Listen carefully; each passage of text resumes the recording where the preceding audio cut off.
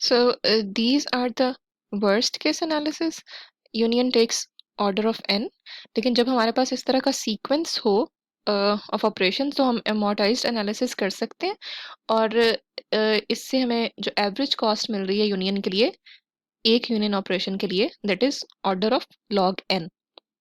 सो ये हर केस में इस तरह से नहीं होता, ये कुछ केसेस में ऐसे होता है और ये हमें ये क्या बता रही है कि जो हमारा एवरेज वर्स्ट केस है ये कम दफा होता है और जो एवरेज केस है वो ज्यादा दफा हो रहा होता है, इसलिए हम ये एवरेज केस एवरेज कॉस्ट हमारे पास कम आ रही है which is log N in this case.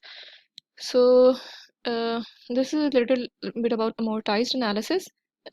In amortized analysis, we average the time required to perform a sequence of data structure operations over all the operations performed. यही काम हमने अभी हमारे Kruskal algorithm के लिए किया.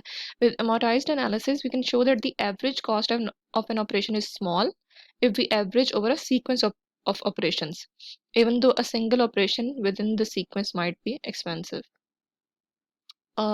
So this is our complete and final analysis. So ये हमारे पास सबसे पहले ये लूप है, ठीक है, और ये v टाइम्स चल रही है और make set order of one is order of one. तो इसकी कॉस्ट क्या होगी ऑर्डर ऑफ v. और फिर हमारे पास ये जो सॉर्टिंग है सो this is on e set e, ठीक है, तो ये कितना टाइम लेगी e log e.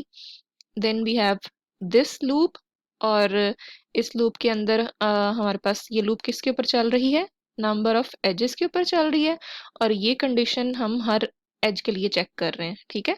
So find set का हमें पता है कि it takes order of one और ये कंडीशन कितनी दफा चलेगी order order of E times, क्योंकि ये जो आउटर लूप है ये ऑर्डर ऑफ ई टाइम्स चल रही है. और लेकिन ये हमेशा ट्रू नहीं होगी ये कंडीशन.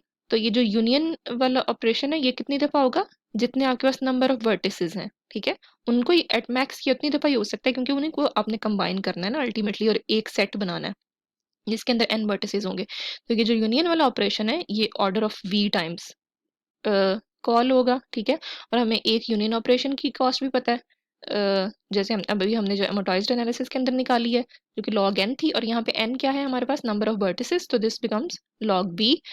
तो सो टोटल कॉस्ट हमारे पास क्या बनती है एक तो हमारे पास ये o ऑफ v इस लूप से आ रहा है और फिर ये सॉर्टिंग से हमारे पास e log e की टर्म आ रही है और यहाँ से हमारे पास एक टर्म आ रही है v log v, ठीक है, फॉर दिस यूनियन. और ये जो फाइंड सेट है ये तो कांस्टेंट टाइम लेता है और O of E times call हो रहा है तो this would be O of E. और इसमें से जो डोमिनेंट टर्म है वो हमारे पास ये है, ये जो सॉर्टिंग वाली टर्म है. सो सॉर्टिंग सो इस लिहाज से हमारा जो टोटल एनालिसिस होगा complexity of Kruskal algorithm is order of E log E. और ये हमने लास्ट टाइम भी देखा था जब हम प्रिम्स का एनालिसिस कर रहे थे.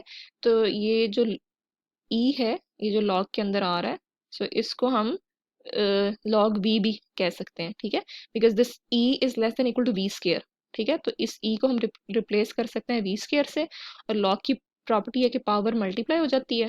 This would become E into two log V और टू को हम इग्नोर कर सकते हैं. सो हमारे पास रिजल्टेंट क्या होगा order of E log V. So this is the complexity of Kruskal's algorithm and it is same as the Prim's algorithm.